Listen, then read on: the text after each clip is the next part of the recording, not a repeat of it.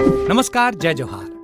क्या आप भी गवर्नमेंट एग्जाम्स की तैयारी करना चाहते हैं? क्या आप भी मेमोरी टेक्निक्स और ट्रिक्स के जरिए बहुत ही कम समय में स्मार्ट स्टडी करना चाहते हैं? क्या आप चाहते हैं कि सीजी व्यापम टॉपर आपको पढ़ाए? तो डाउनलोड करिए योगेंद्र साहू क्लासेस ऐप। यहाँ 10 से अधिक गवर्नमेंट एग्जाम्स क्रैक करने वाले और सीजी व्यापम टॉप करने वाले योगेंद्र सर सीजीपीएससी और सीजी व्यापम के अंतर्गत होने वाले सभी एग्जाम्स की तैयारी कराएं। तो डाउनलोड करिए Yogendra Sahu classes app to be the best, learn from the best.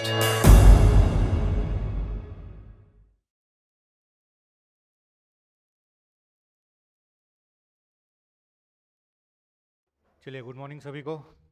आपका स्वागत है योगेंद्र साहू ऑनलाइन क्लासेस के इस प्लेटफॉर्म में। मैं आपका दोस्त, आपका होस्ट, आपका ट्यूटर दीपक आपका फिर से स्वागत करता हूं इस पॉलिटी के एमसीक्यू सीरीज़ में। हमारी पॉलिटी का डोज, पॉलिटी का क्विक रीजन, पॉलिटी का बूस्टअप बोल सकते हो, ये सभी एग्ज़ाम के लिए आपके लिए कारगर साबित होगा। जैसा कि हमारा क्विक रीजन का सीरीज़ चल रहा है और आज का हमारा टॉपिक है संघ राज्य क्षेत्र। संघ राज्य क्षेत्र, आपको पता है भारत एक राज्यों का संघ है और भारत में 28 राज्य और 8 केंद्र शासित प्रदेश है। आज हमको उनके बारे में ही पढ़ना है। हमारे संविधान का जो भाग 1 है उसमें भारत का संघ राज्य क्षेत्र ही बताया गया है कि भारत में कितने राज्य हैं और कितने केंद्र शासित प्रदेश हैं। ठीक है, तो उन्हीं के संबंध में चर्चा की गई है।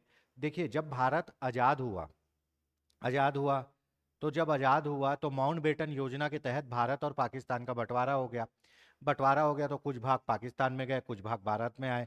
जो भारत में आए तो भारत में कितने राज्य बने, कितने संघ राज्य क्षेत्र बने, उनके बारे में आज यहाँ पे डिस्कशन करना है। यहाँ से एक दो क्वेश्चन आता ही है एग्जाम में, ये भी एक इम्पॉर्टेंट टॉपिक है।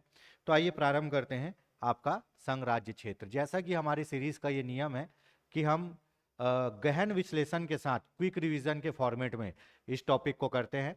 तो देखते हैं पहला क्वेश्चन। बहुत बढ़िया बढ़िया क्वेश्चन है, ठीक है, बहुत जबरदस्त क्वेश्चन है, एग्जाम में कई बार पूछा गया क्वेश्चन है। ठीक है, संविधान में हमारे राष्ट्र का उल्लेख किस नामों से किया गया है? ठीक है, ये पूछा गया है कि संविधान में भारत का नाम क्या है। ठीक है, तो चलिए बताइए भाई, संविधान में भारत का नाम क्या है? बहुत बढ़िया क्वेश्चन है।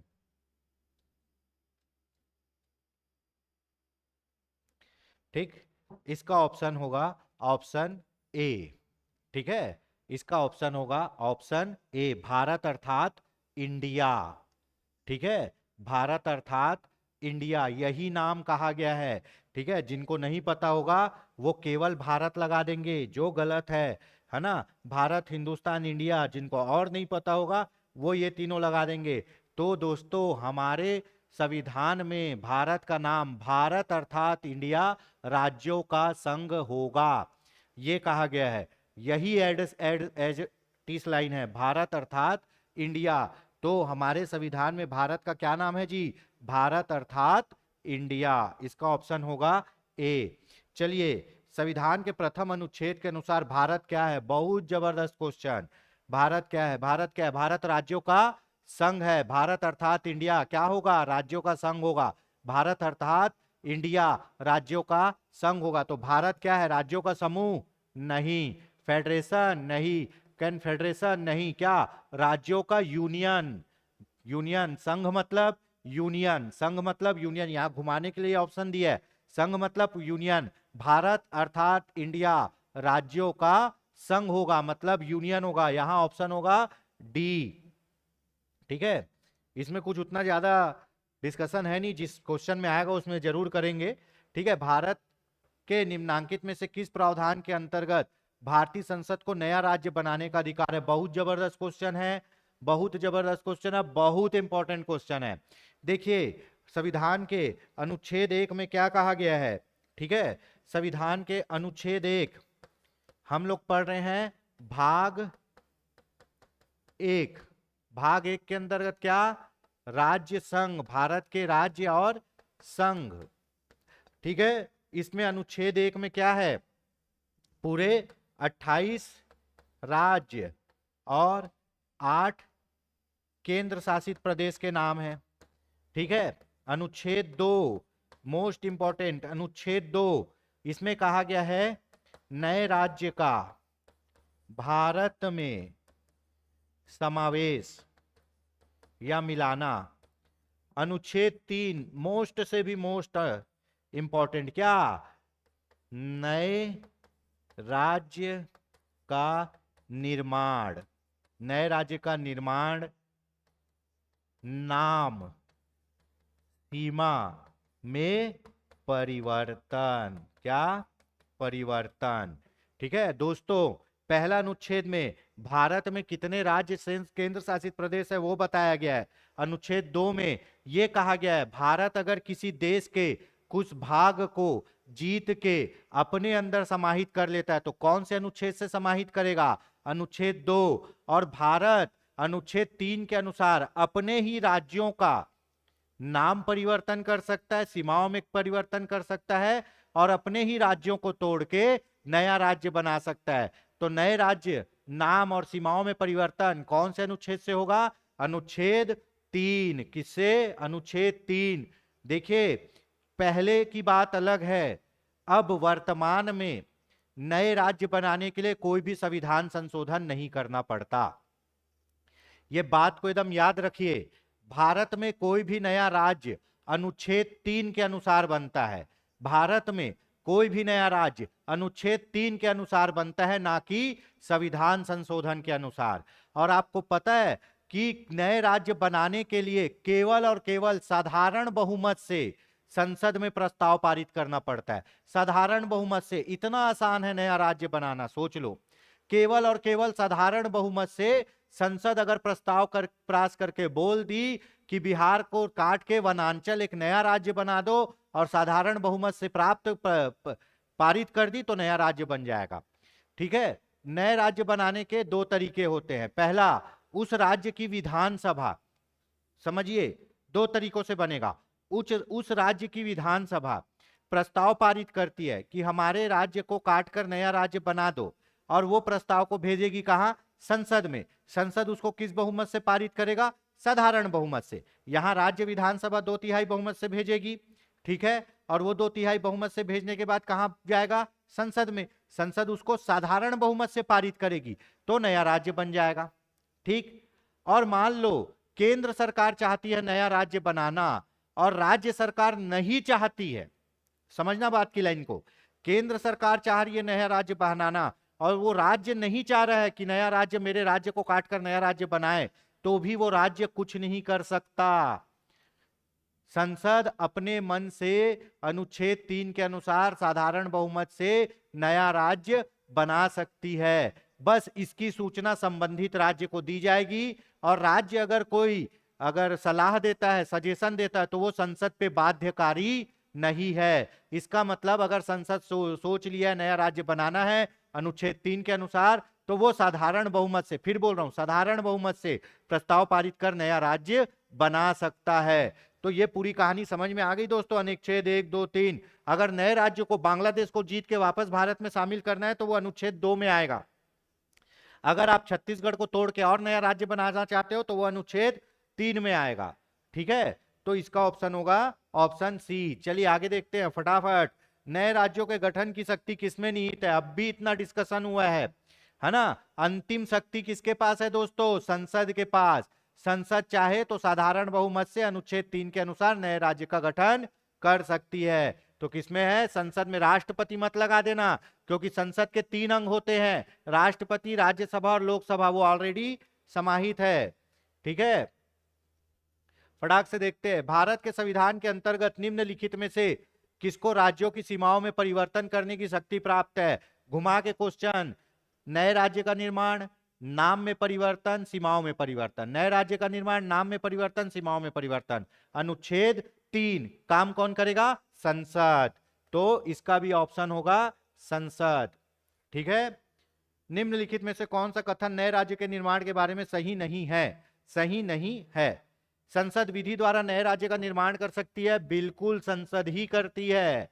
इस प्रकार की विधि में संविधान की पहली अनुसूची और चौथी अनुसूची में संशोधन का प्रावधान होगा? बिल्कुल होगा। अब मान लो नए राज्य का निर्माण कर रहे हो, है ना, मध्य प्रदेश को काट के छत्तीसगढ़ बनाए, एक राज्य बढ़ गया, एक राज्य बढ़ गया, तो पहली अनुसूची में क्या है? कितने राज्य और केंद्र शासित प्रदेश है, तो उसमें एक राज्य जुड़ गया ना, एक राज्य जुड़ गया, नया राज्य बना, तो उसमें संशोधन होगा। और चौथी अनुसूची बोलता है, चौथी अनुसूची में क्या आएगा? राज्यसभा में क्या? राज्यों का प्रतिनिधित्व। तो चौथी अनुसूची में भी क्या होगा? परिवर्तन होगा। भाई पहला जो अनुसूची है, ठीक है, उसमें राज्य कितने हैं वो कहा गया है। उसके बाद चौथी अनुसूची में क्या है? राज्यसभा का प्रतिनिधित्व है। तो दोनों में बदलाव होगा ना जब नया राज्य बनेगा, तो ये भी सही है। इस प्रकार की विधि को अनुच्छेद 368 के प्रयोजन के लिए संविधान संशोधन समझा जाएगा? बिल्कुल नहीं समझा जाएगा। कोई भी राज्य का निर्माण अब भारत में संविधान संशोधन के द्वारा नहीं होता। नए राज्य का निर्माण किसके द्वारा होता है दोस्तों? अनुच्छेद 3 के अनुसार संसद नए राज्य का निर्माण करेगी साधारण बहुमत से। इसके लिए कोई भी संविधान संशोधन की जरूरत नहीं पड़ती। संविधान संशोधन दो टाइप से होता है, 2/3 बहुमत जिसको विशेष बहुमत बोलते हैं, और दूसरा विशेष बहुमत प्लस आधे से अधिक राज्यों की स्वीकृति। तो ये दोनों के अंतर्गत नए राज्यों का निर्माण नहीं होता है, ये होता है साधारण बहुमत के अंतर्गत। इसीलिए संविधान संशोधन की प्रक्रिया में नए राज्य का निर्माण नहीं आता है, तो ये गलत हो जाएगा। इस प्रयोजन के लिए विधेयक संसद में तब तक पुनः स्थापित नहीं किया जा सकता जब तक उसे उस राज्य के विधानमंडल को निर्दिष्ट नहीं कर दिया गया जिसके क्षेत्र सीमाओं पर नाम पड़ता है। यह भी सही है। आप अगर संसद राज्य के मर्जी के बिना नया राज्य बनाना चाहती, जिस राज्य को तोड़कर काटकर नया राज्य बनाना है उसके मर्जी के बिना नया राज्य बनाना चाहती है, बना सकती है, पर उसको पूरी सूचना उस राज्य को पहले देनी होगी। बिना बताए नहीं करना है, बता के करना है, अपने मन से करना है, वही बात बोल रहा है। ठीक है, तो इसका ऑप्शन होगा ऑप्शन सी। ठीक है, चलिए आगे देखते हैं।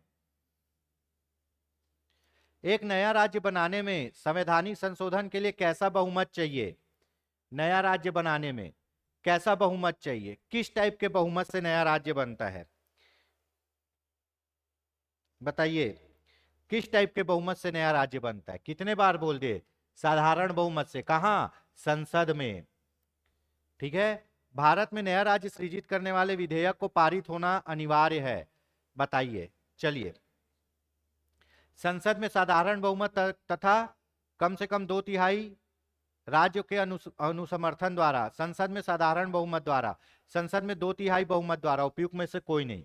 तो भैया संसद में 2/3 बहुमत नहीं चाहिए, है ना। संसद में साधारण बहुमत तो चाहिए पर राज्यों की अनुमति नहीं चाहिए।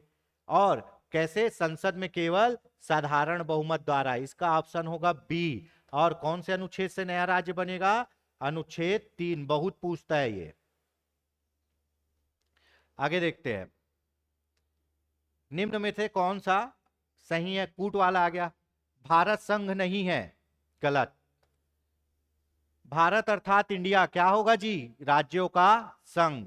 अब बोल रहा है भारत संघ नहीं है, इतने बार हल्ला कर दिए तो भी बोल रहा है, गलत। किसी राज्य का क्षेत्र, सीमा, नाम उसकी सहमति के बिना परिवर्तन करने की शक्ति संसद को प्राप्त है। बिल्कुल प्राप्त है। अगर राज्य ना भी चाहे तो उसके नाम, सीमा, क्षेत्र में परिवर्तन संसद कर सकता है साधारण बहुमत से, अनुच्छेद 3 के द्वारा, पर इसकी जानकारी उस राज्य को देनी होगी। तो क्या होगा? ए गलत है किंतु आर सही है, डी। बढ़िया क्वेश्चन है, बढ़िया लग रहा होगा, आई होप सो आप लोग को। ठीक है, संवैधानिक प्रावधानों के अनुसार राज्यों की सीमाओं को बदलने के लिए खाली स्थान की सहमति आवश्यक है। सहमति किसकी आवश्यक है? बताइए, सहमति किसकी आवश्यक है? यह पीएससी का क्वेश्चन है, छत्तीसगढ़ का। सदन की नहीं, मुख्यमंत्री की नहीं, राज्य की नहीं, राज्य की नहीं सहमति आवश्यक है। यह क्वेश्चन थोड़ा सा घुमाव टाइप का है।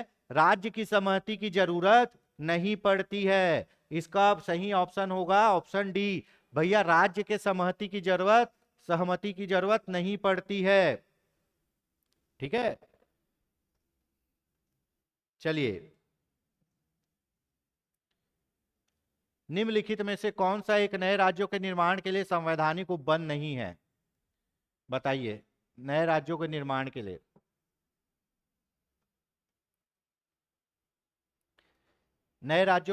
के लिए संवैधानिक उपबंध नहीं है।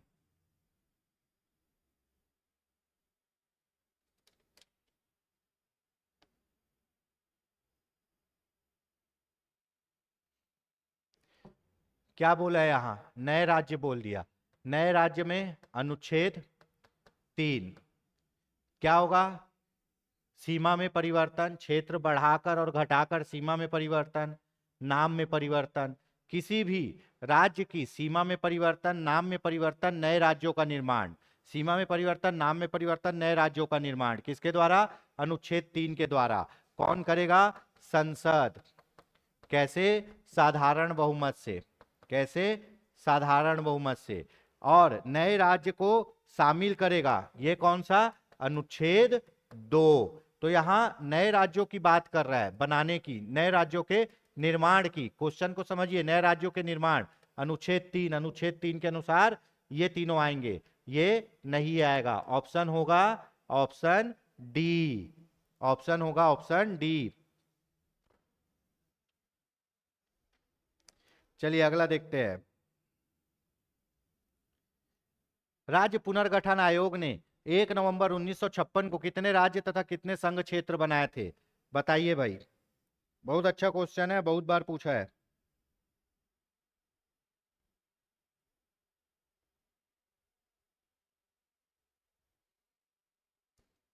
बताइए। इसका ऑप्शन होगा ऑप्शन ए, 14 राज्य एवं 6 केंद्र शासित प्रदेश। देखिए 1953 में, कहानी समझिए, 1953 में, है ना, ठीक है, रामल्लू जी, रामल्लू जी ने भूख हड़ताल से क्या कर ली, आत्महत्या कर ली। कहां, आंध्र प्रदेश में। पोट्टी श्री रामल्लू ने भूख हड़ताल से आत्महत्या कर ली। आत्महत्या मतलब भूख हड़ताल से उनकी जान चली गई, ठीक है ना, भूख हड़ताल से उनकी जान चली गई। वो किस लिए भूख हड़ताल पर बैठे थे, भाषाई आधार पर। वो किस लिए भूख आधार पर बैठे थे, भाषाई आधार पर, आंध्र प्रदेश के गठन के लिए। तब क्या हुआ, उनकी जान चले गई, भूख हड़ताल कर रहे थे, उनकी जान चले गई। तो उस समय 1953 में, 1953 में भाषाई आधार पर, भाषाई आधार पर, आधार पर प्रथम राज्य का गठन हुआ, राज्य का गठन हुआ, ठीक है। और वो राज्य कौन सा था दी, वो राज्य था आंध्र प्रदेश। कौन सा था, आंध्र प्रदेश। कई बार पूछता है, भाषाई आधार पर गठित होने वाला पहला भारत का राज्य कौन था, आंध्र प्रदेश। भाषाई आधार पर गठित होने वाला पहला भारत का राज्य कौन सा था, आंध्र प्रदेश, ठीक है, आंध्र प्रदेश, भाषाई आधार पर। उसके बाद एक आयोग का गठन किया गया जिसका नाम था राज्य पुनर्गठन आयोग। राज्य पुनर्गठन आयोग कब बना, 1953 में तुरंत राज्य पुनर्गठन आयोग बना, ठीक है। इसके अध्यक्ष कौन थे, न्यायमूर्ति फजल अली। फजल अली की अध्यक्षता में राज्य पुनर्गठन का आयोग किया गया। इसके दो अध्यक्ष और सदस्य थे, हृदयनाथ कुंजरू और एम पणिकर, ठीक है। ये कहानी समझिए। सबसे पहले 1953 में भारत में, स्वतंत्रता के बाद भारत में 1953 में भूख हड़ताल पर बैठ गए पोटी श्री रामल्लू। वो बोले मेरे को भाषा के आधार पर, ठीक है, आंध्र प्रदेश राज्य चाहिए, ठीक, भाषा के आधार पर आंध्र प्रदेश राज्य चाहिए, है ना, आंध्र प्रदेश राज्य चाहिए। तो वो भूख हड़ताल पे बैठ गए और उनकी मृत्यु हो गई। तो इसीलिए उस समय भाषा के आधार पर पहला राज्य भारत में आंध्र प्रदेश बना दिया गया। फिर ऐसे ही और लोग भी मांग करने लगे, पर भाषा के आधार पर राज्य बनाना क्या सही है। राज्य बनाने के लिए जब सरकार देखती है कि उस राज्य के पास संसाधन है कि नहीं, नदियां हैं कि नहीं, खनिज है कि नहीं, है ना, अगर उसको अलग कर दिया जाए दूसरे राज्य से तो क्या वो राज्य जी पाएगा या नहीं। पता चल रहा है ऐसा बांटे हैं कि पूरा बंजर भूमि को एक राज्य बना दिए, वहां कुछ नहीं है, तो वहां के लोग कैसे जिएंगे जी। अगर वो पुराने राज्य के साथ मिलकर रहता तो एक साथ रह के जीते। जब हम लोग घर से किसी को अलग करते हैं तो उसको खाने पीने का सामान बर्तन देते हैं ना, तो कम से कम इस लायक तो सोच के नया राज्य बनाना है कि केवल भाषा के आधार पर नया राज्य बना देना है। तो भाषा के आधार पर नहीं, प्रशासनिक सुविधा, प्रशासन की सुविधा, प्राकृतिक सुविधा, ये सबको देख के नया राज्य बनाया जाता है, ठीक है। तो जब 53 में भूख हड़ताल में वो मरे और पोटली रामल्लू जी मरे, और आंध्र प्रदेश का गठन हो गया। अब आंध्र प्रदेश का गठन हो गया तो बाकी लोग भी हल्ला करने लगे, तो इसीलिए 1953 में ही राज्य पुनर्गठन आयोग का गठन किया गया। ये आयोग के अध्यक्ष थे फजल अली, हृदयनाथ कुंजरू और एम पणिकर। इन्होंने 56 में क्या की, इन्होंने 56 में अपनी रिपोर्ट प्रस्तुत की और रिपोर्ट प्रस्तुत की और बोला कि भारत में 14 राज्य और 6 केंद्र शासित प्रदेश होने चाहिए। कितने होने चाहिए? 14 राज्य और 6 केंद्र शासित प्रदेश होने चाहिए। ठीक है, 14 राज्य और 6 केंद्र शासित प्रदेश बनाए गए। कब? 1 नवंबर 1956 को भारत में 14 राज्य और 6 केंद्र शासित प्रदेश बनाया गया। तो वही उसी समय मध्य प्रदेश भी बना। मध्य प्रदेश भी कब बना है? 1 नवंबर 1956 को। छत्तीसगढ़ कब बना है? 1 नवंबर 2000 को। ठीक है, तो दोनों की निर्माण की तिथि सेम है। इवन 14 राज्यों के निर्माण की तिथि सेम है। क्या? 1 नवंबर। ठीक है, तो कितने? 14 राज्य और 6 केंद्र शासित प्रदेश किसके द्वारा बनाए गए थे? राज्य पुनर्गठन आयोग के द्वारा। इसके अध्यक्ष थे फजल अली, सदस्य थे हृदयनाथ कुंजरू और एम पणिकर। भारत में कितने संघ शासित प्रदेश हैं? वर्तमान में कितने हैं जी? वर्तमान में 8 हैं। ठीक है, कहानी समझ लीजिए। भारत में 29 राज्य थे और 7 केंद्र शासित प्रदेश थे। जम्मू कश्मीर को हटा दिया गया, है ना। कितने राज्य बन गए? 28। जम्मू कश्मीर को तोड़ के 2 केंद्र शासित प्रदेश बनाया है। क्या? जम्मू कश्मीर और लद्दाख। तो केंद्र शासित प्रदेशों की संख्या कितनी हो गई? 9। ठीक है, उसके बाद राज्य अभी भी 28 हैं, है ना। तो 2 केंद्र शासित प्रदेश दादर और नागर हवेली, दमन और दीव को मिला के 1 कर दिया गया। 2 को मिला के 1 कर दिया गया, तो इसमें 1 कम हुआ, तो अभी वर्तमान में 28 राज्य और 8 केंद्र शासित प्रदेश हैं। चलिए, भारतीय किस संविधान संशोधन द्वारा दिल्ली को राष्ट्रीय राजधानी क्षेत्र का दर्जा प्राप्त किया गया? बहुत बहुत बहुत जबरदस्त है। 69 संविधान संशोधन 1991 द्वारा दिल्ली को राष्ट्रीय राजधानी क्षेत्र का दर्जा दिया गया। क्या किया गया? दिल्ली को 69 कॉन्स्टिट्यूशन अमेंडमेंट द्वारा राष्ट्रीय राजधानी क्षेत्र का दर्जा दिया गया। और वहां केंद्र शासित प्रदेश है, वो वहां क्या है? विधानसभा है। 2 केंद्र शासित प्रदेश है जहां खुद की सरकार है। नाम से ही स्पष्ट है जी, केंद्र शासित प्रदेश मतलब वहां शासन कौन करेगा? केंद्र सरकार ही करेगी। वो छोटे राज्य हैं, है ना, उतने बड़े राज्य है नहीं, जनसंख्या उतनी नहीं है कि वहां एक अलग से सरकार बनाई जाए। ठीक है, तो वहां का सरकार किसको दे दिया जाता है? राष्ट्रपति को। और राष्ट्रपति अपने द्वारा नियुक्त आदमी के द्वारा वहां पे शासन करता है। तो वहां केंद्र शासन कर रही है, उसका नाम क्या रख दिया गया? केंद्र शासित प्रदेश रख दिया गया। वहां कोई सरकार नहीं होती, केंद्र सरकार ही शासन करती है। पर दिल्ली और पौंडीचेरी 2 ऐसे केंद्र शासित प्रदेश हैं जिनकी अपनी खुद की सरकार है। दिल्ली और पौंडीचेरी ऐसे 2 शासित केंद्र शासित प्रदेश हैं जिनकी अपनी खुद की सरकार है, क्योंकि दिल्ली की जनसंख्या देख लो। ठीक है, खुद की अपनी सरकार है। तो 69 कॉन्स्टिट्यूशन अमेंडमेंट द्वारा 1991 को दिल्ली को राष्ट्रीय राजधानी क्षेत्र का दर्जा दिया गया। एनसीआर, नेशनल कैपिटल रीजन, है ना, राष्ट्रीय राजधानी क्षेत्र का दर्जा दिया गया, पहला चीज। और दूसरा, वहां विधानसभा की स्थापना की गई। क्या की गई? विधानसभा की स्थापना की गई। तो दिल्ली और पौंडीचेरी 2 ऐसे केंद्र शासित प्रदेश है जिनमें विधानसभा है। तो इसका ऑप्शन होगा बी।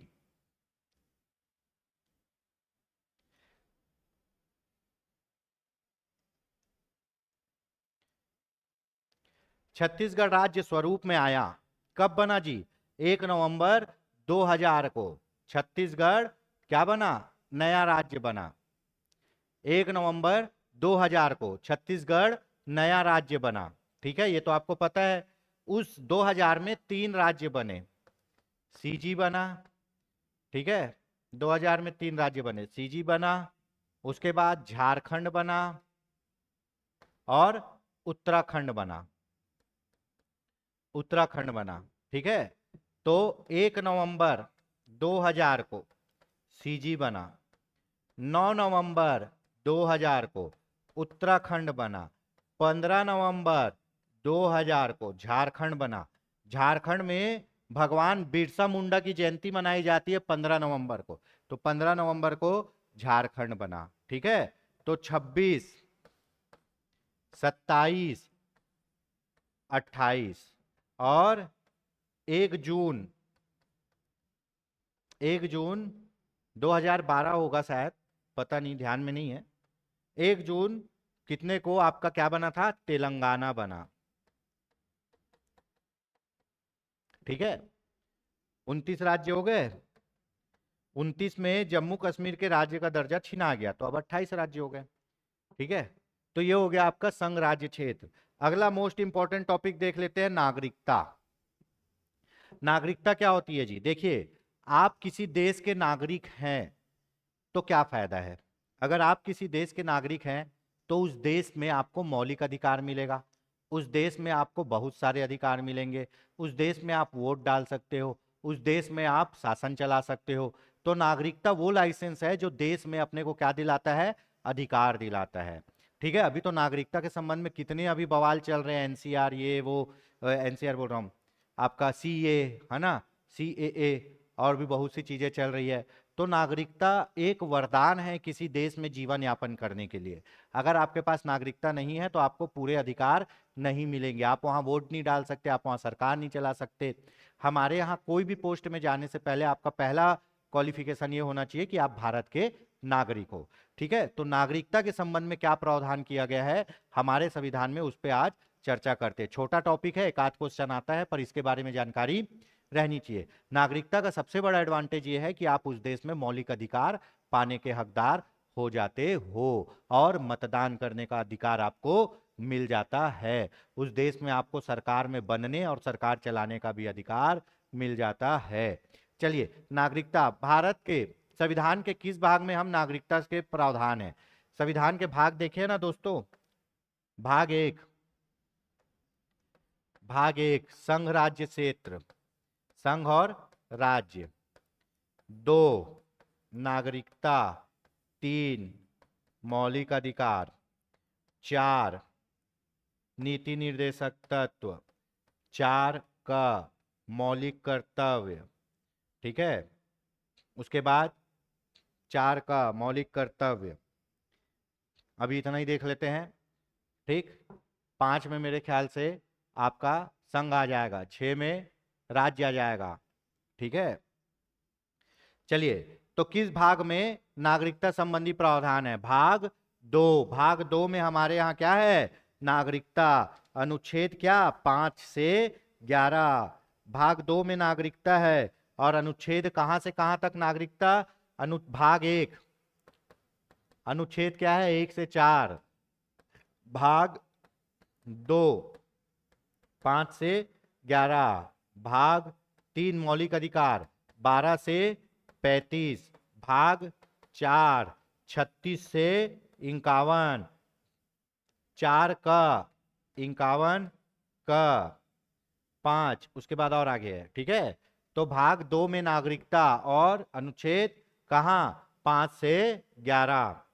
ठीक है, भारतीय संविधान के कौन से अनुच्छेद नागरिकता से संबंधित है, बताइए, कौन सा अनुच्छेद नागरिकता से संबंधित है। अनुच्छी 5 से 11 अभी बताया, अनुच्छेद 5 से 11, भाग 2, कौन सा भाग 2।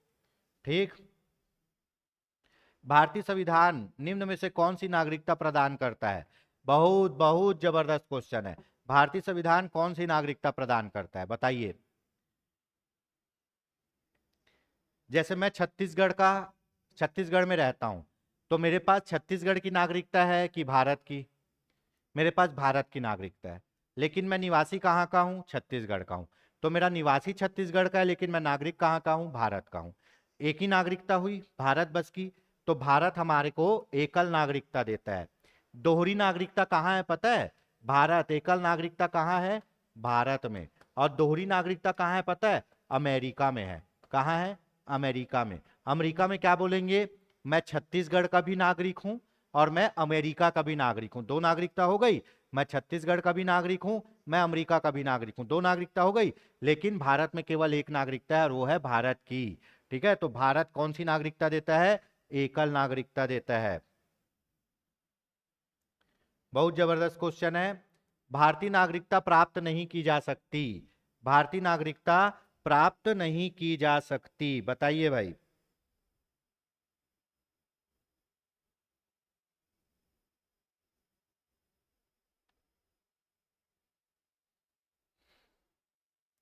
बताइए।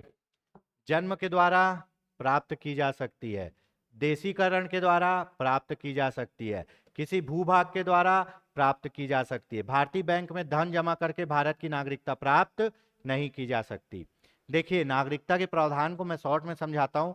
जो आदमी भारत में जन्मा है, जिसके माता पिता में से कोई भी एक भारतीय है, या जो आदमी भारत के बाहर पैदा हुआ है जिसके माता पिता में से कोई भी एक भारतीय है, तो भारत का नागरिक माना जाएगा। ठीक है। अगर कोई आदमी भारत की नागरिकता चाहता है और देशीकरण के से साथ चाहता है, किससे? देशीकरण से। तो देशीकरण के लिए कितने साल भारत में रहना पड़ेगा? देशीकरण के लिए 10 साल। कितना? 10 साल भारत में रहना पड़ेगा। कितना? 10 साल। 10 साल आप भारत में रहोगे तो देशीकरण द्वारा आपको नागरिकता प्राप्त हो जाएगी। अगर भारत युद्ध में किसी दूसरे देश को जीत लेता है और अपनी सीमा के अंदर शामिल कर लेता है, तो उस देश के भी नागरिक क्या हो जाएंगे? भारत के नागरिक हो जाएंगे। तो भारत की नागरिकता जन्म के द्वारा, देशीकरण द्वारा, अर्जित भूभाग द्वारा, और एक इसमें और आता है पंजीकरण द्वारा। कितने द्वारा? कितने द्वारा? पंजीकरण। पंजीकरण द्वारा। पंजीकरण में रहने के लिए मेरे ख्याल भारत में आपको 5 साल रहना पड़ेगा। पंजीकरण में नागरिकता प्राप्त करने के लिए भारत में 5 साल रहना पड़ेगा। ठीक है।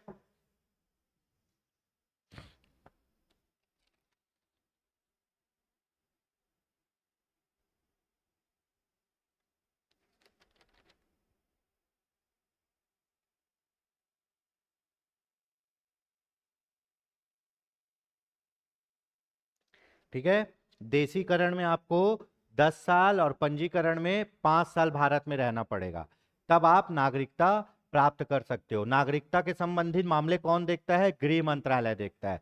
नागरिकता से संबंधित मामले कौन देखता है? गृह मंत्रालय देखता है। ठीक है। तो भारत में नागरिकता कैसे प्राप्त की जा सकती है? जन्म के द्वारा, देशीकरण के द्वारा, किसी भूभाग को भारत में शामिल कर लिए उससे, और पंजीकरण से। ये 4 तरीके से। अगर मान लो किसी विदेशी आदमी का भारतीय बैंक में अकाउंट है तो वो भारत का नागरिक नहीं बन जाएगा भाई, है ना। यहाँ वही बोल रहे हैं, भारतीय बैंक में धन जमा करके कोई नहीं बनेगा ना। हम स्विस बैंक में हमारे नेताओं का धन जमा है तो क्या वहां के नागरिक बन गए? क्या नहीं बने ना। तो बैंक में धन जमा करके नहीं बनेंगे। तो इसका ऑप्शन होगा ऑप्शन डी। बाकी ये 3 तरीकों से नागरिकता प्राप्त की जा सकती है। बहुत अच्छा क्वेश्चन है। भारत का एक नागरिक अपनी नागरिकता खो देगा। ठीक है। नागरिकता कितने तरीके से प्राप्त की जाती है? 4 तरीके से। 4 तरीके से प्राप्त और 3 तरीके से खत्म। 4 तरीके से प्राप्त और 3 तरीके से खत्म।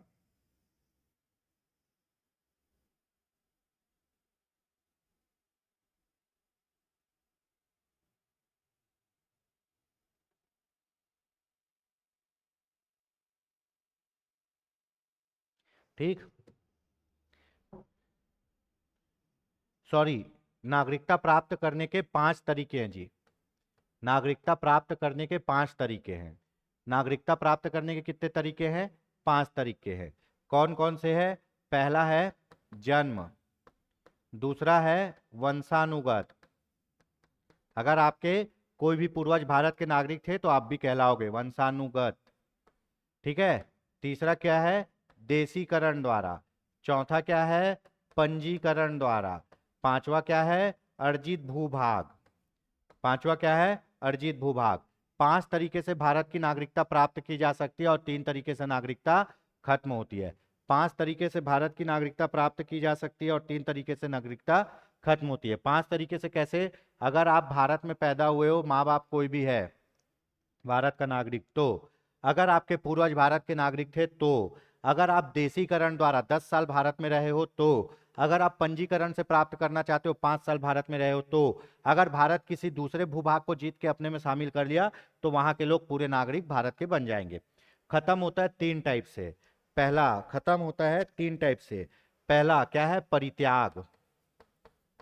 अगर आप खुद भारत की नागरिकता छोड़ देते हो, त्याग कर देते हो, है ना, भारतीय नागरिकता का परित्याग करता है, पहला वाला। दूसरा क्या है? दूसरा क्या है? दूसरे देश की नागरिकता प्राप्त करने पर।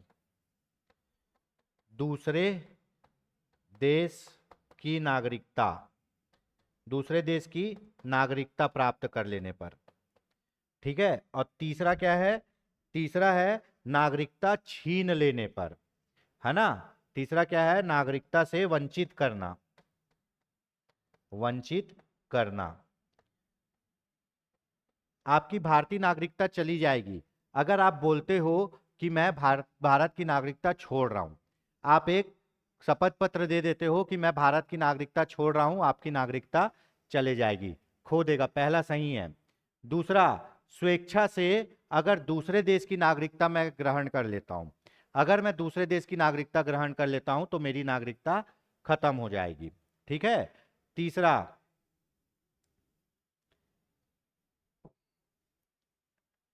किसी अन्य देश के नागरिक से विवाह करने पर नहीं जाएगा, किसी अन्य देश के नागरिक से विवाह करने पर नहीं जाएगा।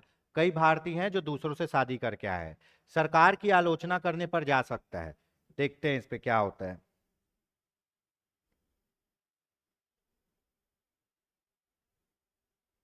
ठीक है, सरकार की आलोचना करने पर भी नहीं जाएगा भाई, सब कर ही रहे हैं अभी।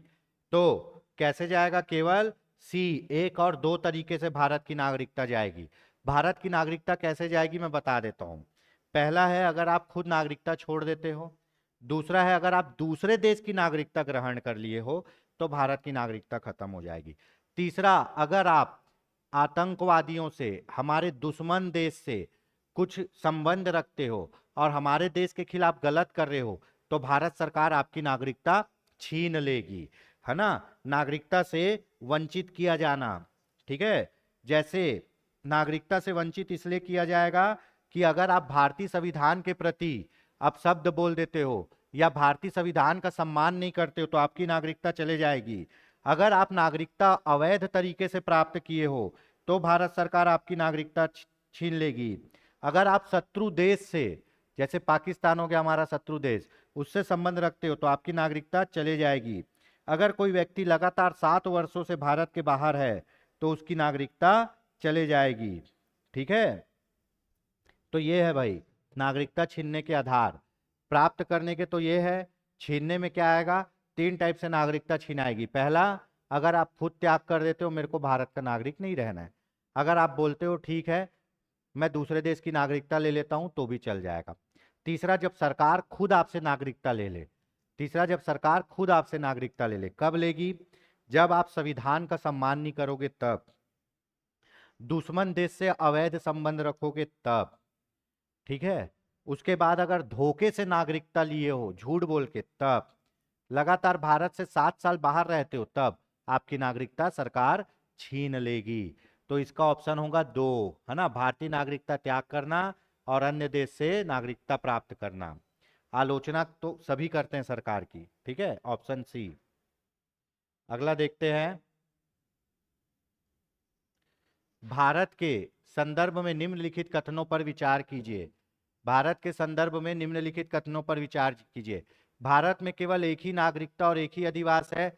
बिल्कुल है। जो व्यक्ति जन्म से नागरिक हो केवल वही राष्ट्राध्यक्ष बन सकता है। जिस विदेशी को एक बार नागरिकता दे दी गई किसी भी परिस्थिति में उसे वंचित नहीं किया जा सकता। बताइए भाई इसका ऑप्शन क्या होगा?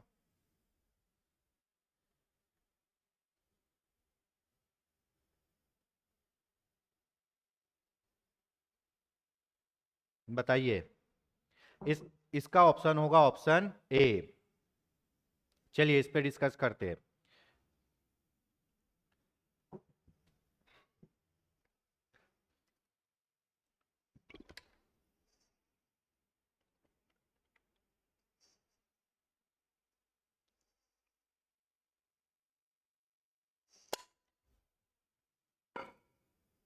हम्म, चलिए भारत के संदर्भ में निम्नलिखित कथनों पर विचार करिए। भारत में केवल एक ही नागरिकता और एक ही अधिवास है। भारत में एकल नागरिकता है जी। आप निवासी कहीं के भी हो, आप निवासी कहीं के भी हो, नागरिक कहां के कहलाओगे? भारत के। तो भारत में कैसी नागरिकता हुई? एकल। दोहरी नागरिकता कहां है? दोहरी नागरिकता है आपकी अमेरिका में। तो भारत में एकल नागरिकता है, सही है। जो व्यक्ति जन्म से नागरिक हो केवल वही राष्ट्राध्यक्ष बन सकता है। यहां बात हो रही है राष्ट्रपति की। यह बोल रहा है कि जो व्यक्ति भारत का नागरिक केवल जन्म से हो, जो यहां पैदा हुआ हो वही भारत का नागरिक बन सकता है? नहीं, राष्ट्रपति के पद की योग्यता क्या है? भारत का नागरिक हो। जन्म से नागरिक हो नहीं कहा गया है जी, भारत का नागरिक हो। दूसरा क्या है? 35 वर्ष की आयु पूरी कर चुका हो। तीसरा क्या है? लोकसभा सदस्य बनने की योग्यता रखता हो। चौथा क्या है? 50 प्रस्तावक और 50 अनुमोदक। ठीक है, 50 प्रस्तावक और 50 अनुमोदक। ठीक है, तो वो योग्यता में ये तो नहीं कहा गया कि जन्म से नागरिक हो, तो कोई भी जो भारत का नागरिक है राष्ट्राध्यक्ष बन सकता है, ये भी गलत हो गया। जिस विदेशी को एक बार नागरिकता दे दी गई है किसी परिस्थिति में उससे वंचित नहीं किया जा सकता, गलत। आपको पता है कोई भी आदमी से भारत सरकार 3 टाइप से नागरिकता छीन सकती है। पहला, अगर वो खुद परित्याग कर दिया हो। दूसरा, अगर वो दूसरे देश की नागरिकता ले लिया हो। तीसरा, अगर भारत सरकार उसको अपने आप से वंचित कर दी गई। वंचित करने का आधार क्या है? कि अगर वो झूठ बोल के नागरिकता प्राप्त किया है, संविधान का अपमान करता है, विदेशी देश से संबंध रखता है, तो भारत सरकार उससे नागरिकता छीन लेगी। तो इसका ऑप्शन होगा केवल एक। बहुत अच्छा क्वेश्चन है ना? यहाँ ये वाला लाइन है, ये फंसाने वाला लाइन है भैया। अगर आपको नॉलेज नहीं होगा तो आप यही सोचोगे कि जो आदमी भारत में पैदा हुआ है वही राष्ट्रपति बनेगा। ऐसा नहीं है। राष्ट्रपति बनने के लिए केवल ये कहा गया है कि भारत का नागरिक हो, चाहे जन्म से हो, देशीकरण के हो, वंशानुगत हो, पंजीकरण द्वारा हो, अर्जित भूभाग द्वारा हो, वो भारत का नागरिक बन सकता है। ऑप्शन होगा ए। चलिए आगे देखते हैं। किस देश में दोहरी नागरिकता का प्रावधान है? बताइए। किसमें? अमेरिका में, संयुक्त राज्य अमेरिका में दोहरी नागरिकता। एकल नागरिकता कहाँ है? भारत में। अपने यहाँ भी भारत में दोहरी नागरिकता लाने के लिए लक्ष्मीमल सिंघवी की अध्यक्षता में समिति बनी थी, पर हो नहीं पाया। ठीक है, निम्न में से कौन नागरिकता के अर्जन हेतु शर्तों को नियमित करने के लिए सक्षम है? बहुत जबरदस्त है, बताइए कौन है? चुनाव आयोग, राष्ट्रपति, संसद, राज्यों की विधानसभाएं या संसद? नागरिकता संबंधी नियम कौन बनाएगा जी? हमारे यहाँ नागरिकता संबंधी नियम कौन बनाएगा? नागरिकता संबंधी नियम बनाएगा संसद। हमारे यहाँ कानून निर्माण की सर्वोच्च संस्था कौन है? संसद है। नागरिकता का प्रावधान संविधान के भाग 2 अनुच्छेद 5 से 11 में दिया गया है। संविधान के संबंध में काम कौन करता है? संसद, तो संसद आएगा। चलिए, नागरिकता अधिनियम 1955 के अंतर्गत पंजीकरण द्वारा भारतीय नागरिकता प्राप्त करने के लिए भारत में कितने साल रहने पड़ेंगे? पंजीकरण द्वारा भारतीय नागरिकता प्राप्त करने के लिए भारत में कितने साल रहना पड़ेगा?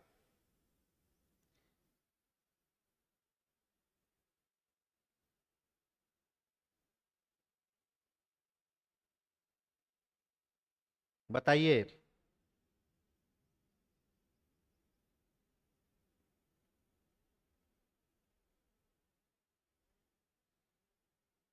हाँ, मैं पहले गलत बोल दिया था, 7 साल रहना पड़ेगा जी।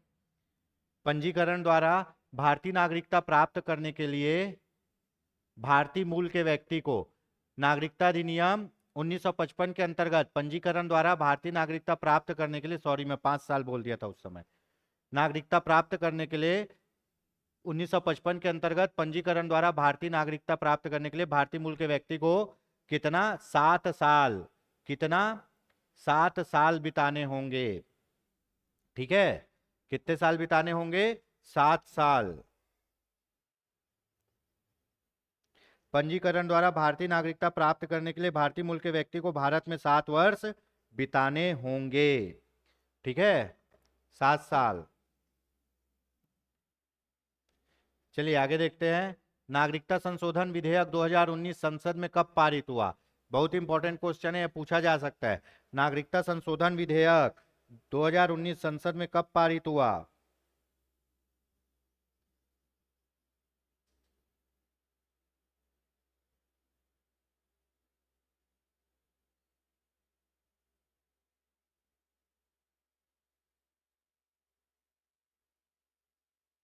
ठीक है, 11 दिसंबर 2019 को पारित हुआ है। कब पारित हुआ है?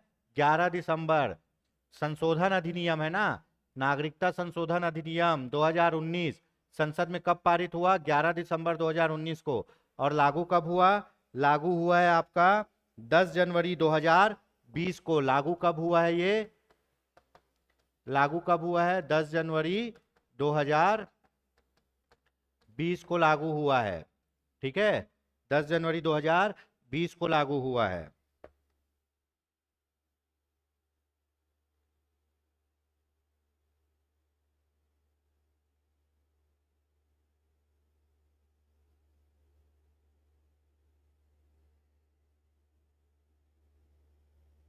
ठीक, चलिए, आई होप सो आप लोग को समझ आया होगा दोस्तों। ऐसे ही हमारे साथ बने रहिए योगेंद्र साहू ऑनलाइन क्लासेस में। हम आगे भी ऐसे ही और सीरीज लेके आएंगे जो आपकी तैयारी को पुख्ता करेंगे। तो आज के लिए इतना ही, धन्यवाद। खुश रहिए, स्वस्थ रहिए, सफल रहिए और हमारे साथ बने रहिए।